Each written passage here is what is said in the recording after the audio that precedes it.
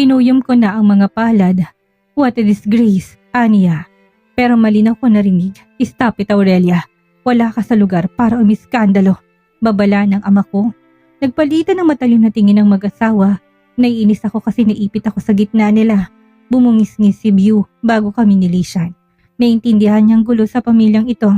Mahinang tumawa si Aurelia. Sa nanudyong tono sabay takip ng bibig niya. Nasilaw ako sa kumikinang niyang alahas. Ngayon, ako pang masama. Kung alam mo lang kung anong dinulot ng babaeng ito sa pamilya ko. Lalo na sa anak ko.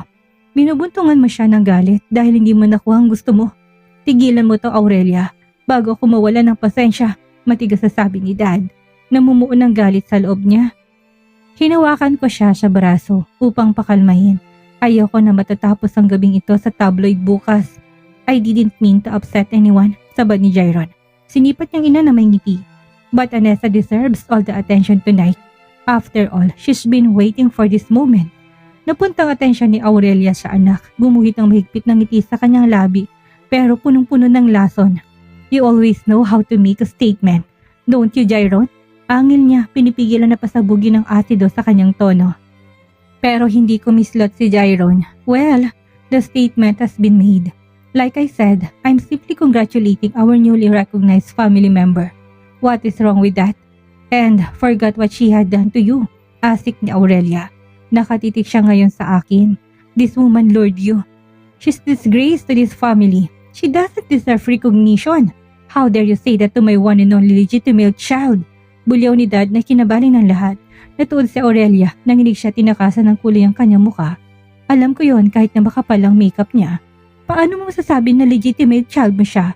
Si Jairon lang ang totoo mong anak. She was just born out of wedlock. Hinawakan ko na mahigpit sa braso si Dad dahil ayoko nang lumubha ang sagutan nila. Lalo na't nasa mata kami ng public. Kinabig naman ni Jairon ang braso ng ina. Dad, please, pagsusumamo ko pero tinaboy niyang kamay ko. Taas noon niyang inagaw ang pansin ng lahat. He cleared his throat and the guests leaned in slightly as if they didn't want to miss a single word. Ladies and gentlemen, tonight, pasimula niya. It's not just about celebrating architectural excellence but a symbol of progress and legacy. Parker Enterprises has always been at the forefront of innovation. And I'm proud to announce the monumental shift na puno ng bulungan ng silid. The crowd filled with industry titans, media representatives, and investors lean in, eager to hear the big reveal. Bumilis ang tibok ng puso ko. Nais ko siyang pigilan pero huli ng lahat, lumingon si Mateo Parker sa akin. Mataman niya akong tinitigan sa mata pero hindi mapalis ang kanyang determinasyon at ang pagiging buo sa desisyon. Sinindak ako ng gusto at gusto kong tumakas. Lumapit siya, tinawakan ako sa likod. Pumuntong hininga bago nagsalita ulit. Please welcome the future of Parker Enterprises, the new owner, Anessa Parker, my legitimate daughter. Suminghap ang lahat, napuwang ang nabibigang iba. Nalaki ang mga mata at nagbulungan. May natatawa sa isang tabi, isang segundo ko nilamon ng kadiliman. Nahulog sa malalim na hukay, nawala ng liwanag sa nakakatindig balahibong eksenang matagal ko nang iniiwasan. Nais kong humiyaw, magwala, ilang pasang ama ko sa maling desisyon niya. Nasasaktan ako para kay Jairon. Bumaling ako kay Jairon at gaya ng inaasahan ko, sumama ang kanyang muka. Bumakas ang nagliliyab na galit sa kanyang mga mata. Binitawan niyang natutulalang ina bago umalis. Hindi ko na malaya na kinuha ni Dad ang kamay ko at nagpatuloy siya sa pagsasalita. Anessa is not only a marketing manager but she embodies the values and ambition that will drive this company to greater heights. Lalong lumakas ang bulungan at kaasiman ng mukha ng lahat. Isa sa kanila si Aurelia na ngayon ay nahimasmasan na pako sa kinatatayuan. Ang mukha ay parang leon na anumang oras ay susunggaban ako. Dad, this is enough, bulong ko. Hinila ko ang braso niya. Gusto ko siyang dalahin sa secluded place para kumprontahin. Naglalakad kami palayo sa mga tao nang sinalubong kami ni Beau. Kasama nitong kausap kanina ni Jairon sa hagdan. Nakahawi sa likod ang buhok. Matatalim ang mga mata at matigas ang panga na ginagawaran ako ng maliit na ngiti. Baka nabibingi lang ako. Sigurado ka ba, Uncle, sa desisyon ninyo? Wala pang ex. Pinutol ni Dad ang pagreklamo niya. Huwag mo kong pangunahan, Beaumont. Alam kong capacity ni Anessa. Kung ano man ang ambisyon mong iyan ay tigilan mo na dahil hindi ko ibibigay ang kumpanya sa'yo. Malaki lang ang utang na loob ko sa ama mo kaya nanatili ka sa posisyon mo. Umaasa ako na tutulungan mo si Anessa. Ramdam kong nakakatusok na salita ni Dad. Kung ako si Beau ay kanina pa nagdurugo ang puso ko. And what about Jairon? Usisa pa ni Beau na kinakilos ng lalaki sa tabi niya. If I find out that he's not my son, I'll remove him from the company. You will remain as my VP. Don't worry, your position is secure. Just do your job well. You're a renowned architect, so be patient. Tinapik-tapik itong braso bago lampasan pero tinignan na mo ng isang lalaki. Nice to see you, Nicola. Always support Jairon, ha? Soon you'll regret befriending him. Sarkastikong sanidad, ikinainis ko. Pinisil ko ng mariin ang braso niya kaya napatingin siya sa akin. Sinuklian lang siya ng malamig na titig ni Nicola. Naririnding bumuga ng hangin ng tatay ko bago namin sila tuluyang iniwan.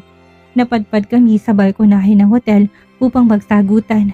Napapagod na ako sa mga ganitong usapan, hindi naman ako pinapakinggan. Frustrated akong bumuga ng hangin at nakapamewang. Dad, this is not what I expected to be happened. Sinabi ko sa'yo noon na ayaw ko ng posisyong ito. Ginawa ko to para patahimikin sa Aurelia. Saka noon pa man ay sa'yo ng kumpanyang ito. Sabi niya habang sinisindihan ng sigarilyong dinukot mula sa bulsa. Pero hindi mo kailangang idamay si Jairon dito, giit ko. Hindi niya natuloy ang paglagay ng sigarilyo sa bunganga. He's part of Aurelia's scheme. In order to remove her in my life, I shall destroy first what is important to him. Umigting ang panga niyang siwalat. Sumandal ako sa sementong railing. Hinihingal sa inis. Hindi mo pwedeng gawin ito kay Jairon. Sigurado kung paghihirapan niyang abutin ang posisyong ito. Utang na loob, Daddy. Kung galit ka man sa asawa mo, huwag mo nang idamay ang anak mo. Dahil ama siya ng anak mo kaya ginagawa mo ito. Hindi lang sa ama siya. Don't dare fall in love with him. Nagari ang tensyonadong katahimikan na 3 segundo sa pagitan namin. Tinawid ko ang tindig at pinakawalan ang nakakalokang tawa. Matagal na akong in love kasi hindi kami tinadhana. Honest ko, hindi ko tatanggapin ang pagiging CEO. Umulan man o bumagyo, gumuhuman ang mundo. Si Jairon pa rin nakarapat dapat sa posisyon na yan, Daddy. Gagawin ko lahat para sa kanya kahit na magiging kaaway man kita sa susunod. Sabi ko bago siya tinalikuran. Tinampal niyang noo sa kahinit-hit ang sigarilyo. Jairon's POV. Bumubuhos ang tubig sa malapad na balikat ko, dahan-dahan dumadaloy sa bawat linya ng aking katawan pababa sa aking paa. Umaakyat pataas ang singaw ng mainit na tubig na umaaligid sa akin subalit hindi ito sapat upang pahupain ang bagyo sa dibdib ko. Tila isang bangungot ang naging kaganapan kahapon. Nasusuklam ako at gusto kong mawala sa harap ni Mateo Parker. Matindi ang puot niya sa akin na hindi ko naiintindihan. Pinahiya ako sa lahat ng sikat at maimpluwensyang mga bisita kahapon kaya nung nagising ako kaninang umaga, bumungad agad ang masamang balita tungkol sa kumpanya. Hindi ko sinisisi si Anessa, bagamat nasa loob-looban kong takot na agawin niyang kumpanya at ang pagkakaroon ko ng hinanakit sa kanya. Nalilito ako kung anong talagang nararamdaman ko kay Anessa, pag-ibig ba o puot. Sinandal kong mga kamay sa malamig na tiles ng shower room. Yumuko. Iniisip na sana ano rin na lamang ng tubig ang problema ko. Nanigas ang pangako. Sumisikip ang dibdib sa ninang galit at nahihirapang huminga ng maayos. Humalo-halo ang lahat ng emosyon ko. Wala akong buhay na. Dumiretso ako sa kabana para uminom pagkatapos maligo. Kakarating ko lang sa mansyon. Buong araw kong sinubsob ang sarili sa trabaho habang umaakbang invisible ang mga kasamahan ko.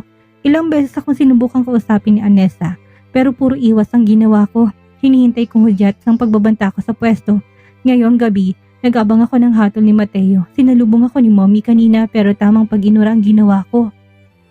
I yanked open the cabinet door, revealing an array of glistening bottles. I hovered my hand for a moment before settling on a deep amber whiskey. I gripped it tightly and opened the cork with a sharp twist, and the satisfying pop echoing in the silent room. Napasinghap kong amoy ng antikong inumin na tila hinahatin ng tensyon ko. Walang pagdadalawang isip na sinalinan ko ang nakaabang na baso at inangat sa aking bibig. Maingat kong sinimsim ang inumin na pinakunot ng noo ko nang dumali na parang apoy ang mainit na likido sa aking lalamunan. Muling bumabalik ang huling pag-usap namin ni Anessa nang mahuli niya ako palabas ng company building. Jairon, I need to talk to you. Habol ni Anessa. Napipikon ako pero sa tuwing makikita ko maganda niyang muka, napapaamon niya ako. What now, Anessa? Please, sana makinig ka. Kumikinang ang mga mata niyang sambit. Hindi ko gusto ang kumpanya, lalo nang maging CEO. I never asked for any of this. It's all too much. Dapat nga sa'yo to. Mataman ko siyang tinitigan. Sumingaw ang frustration sa gilid ng mga mata ko. What do you mean you don't want it? You've been handed everything, Anessa. The company, the power, and now you want to give it all up? You're just going to throw it all away? Hindi para sa akin ang kumpanya, lalong hindi ko to pinangarap kaya wala akong karapatang angkinin ito. You're the one who deserves it, not me. Buong puso niyang pagtatapat sa nanginginig na boses. Sumingkit ang mga mata ko. Balak mo bang traidorin ng ama mo? Tama na, Anessa. Ayoko nang makinig sa katuwiran mo. Total wala siyang tiwala sa akin noon pa, kaya pinaubaya ko na sa'yo. No, gate ni Anessa. Hindi ko kailangan ng kumpanya. Sinimulan kong paghakbang, susubukan kong iwasan siya bago lumaba ang pait sa loob ko. I can't waltz in and take it back like that. You don't get to just decide when things are convenient for you. This isn't a game, Anessa. Dinukot ko ang cellphone sa bulsa para tawagan si James at tutusan siya magligpit ng gamit niya. Tinitipa akong screen ng phone nang hinarang ako ni Anessa. Lumiliyad ang determinasyon ng kanyang mga mata. What if magpakasal tayo? Hindi magandang solusyon pero mali natin gumana. Maaari mong makuha ang kumpanya at pinandilatan ko. Magpakasal? Noong tugbang ulo mo kaya nasisira yan? We're half siblings. You want to marry me? She stood her ground. Nanatili siyang matigas sa suggestion niya kahit na may bumubuong bagyo sa aking mga mata. Ano naman? Total may anak naman tayo. You are completely out of your mind. I don't care what ridiculous idea you come out with. But don't ever suggest something like that again. Pamumutol ko na may kataliman sa boses. Hindi to kabaliwan, tutol ni Anessa. Tumigil ka kasi kaya kong bawiin ang kumpanya kahit isugal ko pang buhay ko. Pagkasabay na nilampasan ko siya at pinilisan ng paglalakad. Kung sino man ang nakarinig na naging usapan namin, tsak na pagsabihan siya ng baliw. Sino bang mag-iisip na pakasalan ng kapatid? Bagamat nagkaanak kami pero hindi namin kilalang isa't isa noon, sana kaya ayoko nang sundan ng kamaliang ginawa ko. Hindi rin habang buhay na may tatago namin ng sikreto. Husay ang lalabas sa ayaw sa gusto namin. Sa ganun akong naisipan, napadaskol na pumasok si Mateo as he stepped farther into the room. His gaze locked onto mine. It was a look full of cold intent, the kind of look that sent a shiver down my spine. His eyes were fierce and unblinking. The depth of his stare making it feel as if he could see right through me. Nanigas ang panga niya. Halos hindi makontrol ang galit. Kasabay nun ang paglapot ng tensyon sa ere dahil may paparating na komprontasyon. He slowly moved forward, not breaking eye contact for a single moment. Binalit na makapangyarihang parsa ang espasyo na parang mawawasak anumang bagay na madadaanan niya. Nanatili ako sa kinaroonan ko. Hindi nagambala sa mabigat niyang titi. With a deliberate motion, garapal niyang initsang folder sa counter ng bar. Sa tabi ko, lumabas ang ilang papel sa lakas ng pagkakatapon niya, pulang-pulang mukha niya, at lumabas ang litid ng ugat sa gilid ng ulo sa galit. Otomatiko akong napatayo, nalilitong inirapan ng brown folder sa kahinay-hinay na inangat ng ulo tila nalalanta kong gulay. This is the truth, sabi niya sa nag-umapo na galit. The DNA test results indicate that you are not my son. Bumara ang hangin sa aking lalamunan. Binaba kong hawak na baso habang dahan-dahang nire-rehistro ang mga salita niya. Pabalik-balik kong nilipat ang tingin sa ama ko sa folder. Nahirapang intindihin ang nangyayari. Bumilis ang pagbagyo ng dibdib ko nang unti-unting pumasok ang realidad sa loob ko. Magsasalita sana ako nang sumulpot si Mom sa likuran ni Dad. No, Jairon, please don't believe it, sigaw niya. Ano pa bang may irarason mo ngayon kung ang DNA test na mismo maglalahad ng mga kasinungalingan mo? Bulyaw ni Daddy. Hindi yan totoo. Palabas mo lang ito. Mateo para pagtakpan ng illegal mong anak. Kahit kailan hindi ako nagsinungaling sa'yo. Mommy, enough! Nagawa ko na sabi. Nasa gitna ako ng una at hindi ko alam kung magkakasurvive ako. Desidido si Mateo na ibunyag ang totoong pagkatao noon pa kaya wala akong duda na totoo niya akong pinadiini test. I can't believe you, Aurelia. Ito bang dinahilan mo para sirain ako at nagawang iwan ng totoong babaeng minahal ko? Ginamit mo ako, lalo ng pamilya ko, sa pagiging makasarili mo. Tinago mong katotohanan 30 years. Kumitlag si Mommy sa bumabagang titig ni Mateo. Tinakasan ng kulay ang pisngi niya nang islap ang takot sa mga mata niya. Binuksan niyang bibig para magsalita pero walang salitang gustong kumawala. Nanginig siya, sinikap na maging kalmado pero hayagan ang takot niya. Please, listen to me. I can explain, nautal niyang sabi. Pinasiwas ni Mateo ang kamay para mapatahimikin siya. Don't dare to speak. You lied to me for a decade. Buong buhay ko tinago mong totoo at para saan naman? Para sa pansarili mong interes? At ginamit mo pang sarili mong anak? Tinuro niyang nanginginig niyang daliri habang nilalaman siya ng galit. I'm going to break this marriage. You'll have nothing. I'll take everything from you. Everything. You'll never be a part of this family again. I'll make sure you're away from it all. Away from the company, away from everything. Tila bumagsak ang langit at gumuho ang lupa na kinatatayuan ko. Lumutang ang mga salita sa hangin at hinay-hinay na lumitaw ang sumisidling galit na kanina ko pa pinipigilan. Masakit na humigpit ang tiyan ko na animo may tali na pumupulupot kasabay nun ang pagdurog ng puso ko. Nahihilo akong pinapasok sa utak ang bagong tuklas na revelasyon. Buong buhay kong niloloko niya. You've been lying to me all this time. Hirit ko. Umapti ang puso ko nang tumulong ilang butil mula sa mga mata niya. Yumugyug ang balikat niya sa malakas sa paghikpi. Nasusuklam at parang natatawa si Mateo sa hilatsa ng nanay ko. Hindi ko sinasadya. Nagmahal lang ako, sabi niya sa pagitan ng iyak. Naririnding mumuga sa hangin si Mateo. Paano mo nagawa sa akin to, Mommy? Naluluha kong wika. Sumingap ang nanay ko. Binuksan ang bibig para magsalita sa mahina at desperadang tinig. Please, son, it's not what you think. Don't you dare try to justify yourself. You're nothing but a liar. I have enough of your lies. Get out now. Umepa lang tatay ko sa kasinugod ng nanay ko.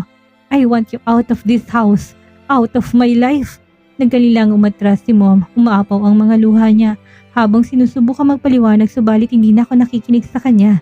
My heart was beating loudly in my chest and all I could feel was the overwhelming rage I felt toward her. Huwag mo sabihin na pinoprotektahan mo ko buong buhay ko. Hindi yun totoo dahil pinoprotektahan mo lang ang sarili mo para hindi ka malayo sa lalaking mahal mo. Pero ang totoo wala kang pakialam sa akin. Pahayag ko na may pananaboy sa tono nang mapuna kong parang sasampalin ni Mateo si Mommy. Pumesto ako sa pagitan nila. Kahit nagalit ako'y desperado pa rin na protektahan siya. Please stop, Daddy. Just stop. Napigilan ko ang physical abuse pero hindi ko napigilan ang sobrang galit niya. Sa huling pagkakataon ay ginawaran niya kami ng matalim na tingin bago kami tinalikuran. I'll deal with you later. Don't think I'm done with you. Habili niya kay Mommy bago niya kami nilayasan. My heart racing as I turned to look at my mother. My anger and pain still bubbling to the surface. Hindi na kita kilala ngayon, Mommy. Bigla kong tinakpan ang pagsisinungaling mo at parang nahihirapan na akong pagkatiwalaan ka. Sabi ko sa paus na boses. Nananakit ang lalamunan ko dahil sa sakit pero hindi ko magawang iwan siya. My heart was shattered and the one person who had always been there, the one person I had trusted all my life, had shattered my world. Patawarin mo ko, anak. Nabulag ako sa pag-ibig. Buong buhay ko, akala ko'y mapapaibig ko si Mateo nang dumating ka. Hindi ko sinasadya. Sana mapatawad mo ko, sabi niya. Kinuyom ko ang mga kamay, ilang saglit na naumid. Nilibot ang paningin sa paligid sa katinoon ng mga gamo-gamo na umiikot sa lamppost. How could you do this to me? Tanong ko ulit, nahihirapan ako huminga ngayon. She slumped her shoulders as she started to sob again. Her composure finally breaking down as she reached out to me. But I took a step back. Wala ako sa mood para patahanin siya. Gaya ni Mateo, umaapoy rin ako sa galit. Don't, just don't, sabi ko. Sana hindi magbago ang pagtingin mo sa akin. Ginawa ko lahat para maging masaya ka. Nagtiis ako, tinis kong pagiging malamig ng ama mo't habang buhay na umasa na sana mahalin niya rin ako. Pinagsisisihan ko to. Ayaw ko sana kitang idamay pero natatakot ako sa lolo mo. Ikaw ang ginawa kong dahilan para makuha ang ama mo. Mahabang paliwanag niya. Uminto siya saglit para humugot ng hangin. Oo, naging masama akong babae sa mata nila pero ginawa ko lang ito para maging masama. Lahat naman di ba gusto ng kaligayahan? Mommy, kahit na anong katwiran mo, hindi mo na mahihilom o mababagong pagsakit sa isang tao. Patatawarin kita at wala na akong pakialam sa iba. Nandito pa rin ako para sa'yo. Nilapitan ko siya at niyakap ng mahigpit. At dito na po nagtatapos ang kabanata ng ating kwento at sana'y muli niyo po akong samahan sa mga susunod pang kabanata. Maraming salamat po at ingat po tayong lahat.